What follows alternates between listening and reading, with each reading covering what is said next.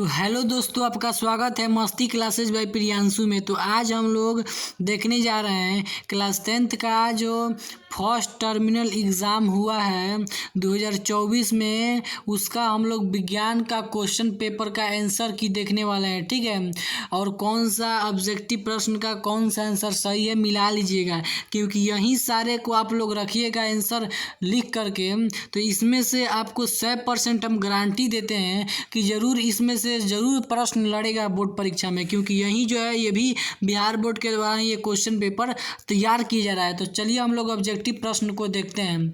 ठीक है, तो सबसे पहले का ऑब्जेक्टिव प्रश्न है कि प्रकाश के किरण के समूह को क्या कहते हैं। तो सबसे पहले का चैप्टर प्रकाश के परिवर्तन चैप्टर में से पूछा है। ठीक है, कि प्रकाश की किरणों के समूह को कहते हैं, तो क्या कहते हैं जी, तो प्रकाश पुंज, ऑप्शन नंबर सी हो जाएगा। ठीक है, दूसरा नंबर सवाल है कि प्रकाश के परावर्तन के कितने नियम होते हैं। तो कितने नियम होते हैं जी, दो गो होता है। अपवर्तन कितना नियम होता है, वो भी दो गो होता है।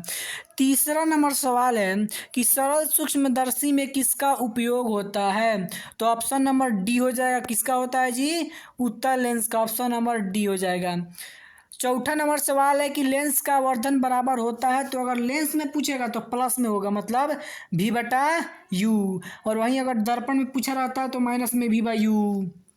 ठीक है, अब आता है पांचवा नंबर सवाल कि कौन सा लेंस को अपसारी लेंस कहते हैं। तो अगर अपसारी लेंस पूछ देगा तो अवतल लेंस, अगर वहीं पूछ देगा अभिसारी लेंस तो कह देंगे उत्तल लेंस। तो ऑप्शन नंबर ए हो जाएगा। ठीक है, छठवां नंबर सवाल की ओर बढ़ते हैं। छठवां नंबर सवाल कह रहा है कि निम्न में से किस लेंस की फोकस दूरी धनात्मक होती है। तो किसकी होती है, उत्तल लेंस की, ऑप्शन नंबर बी हो जाएगा। ठीक है,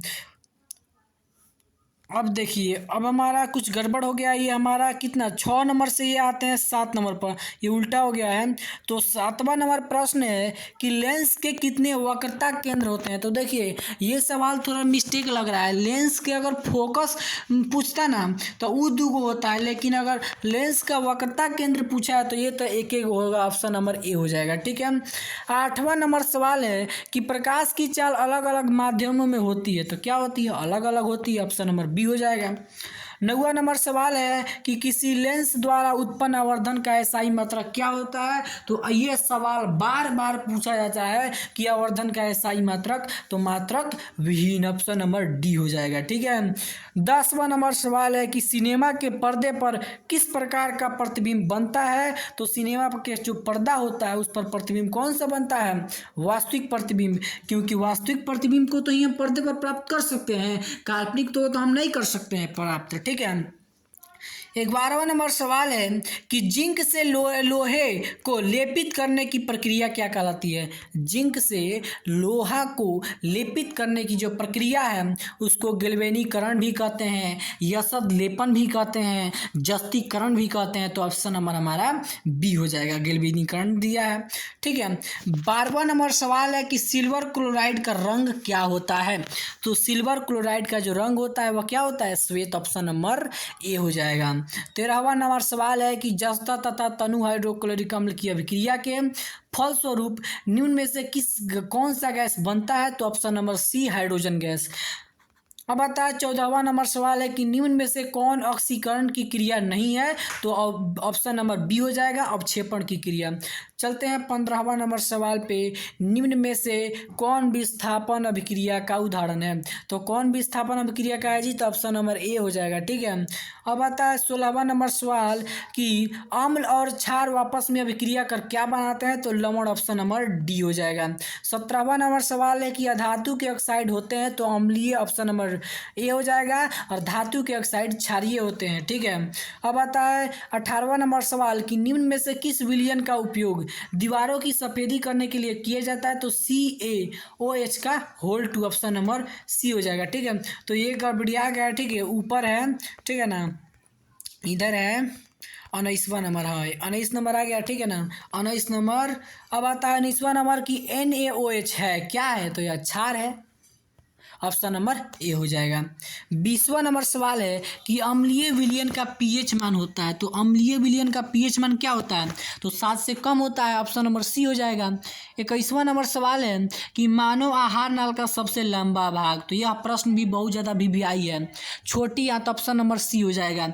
22वां नंबर सवाल है कि पौधों में भोजन किस रूप में जमा रहता है, तो बनता है ग्लूकोज के रूप में, परिवहन होता है किसके रूप में, सुक्रोज के रूप में, लेकिन जमा किस रूप में रहता है, स्टार्च के रूप में, ऑप्शन नंबर बी हो जाएगा। ठीक है, अब आता है 23वां नंबर सवाल कि आयोडीन की कमी से कौन सा रोग होता है, तो आयोडीन की कमी से कौन सा रोग होता है, घेंगा या गलगंठ, तो ऑप्शन नंबर सी हो जाएगा। ठीक है, 24वां नंबर सवाल है कि श्वसन के अंतिम उत्पाद है, तो श्वसन का अंतिम उत्पाद क्या है जी, तो CO2 H2 और ऊर्जा, ऑप्शन नंबर सी हो जाएगा। ठीक है ना।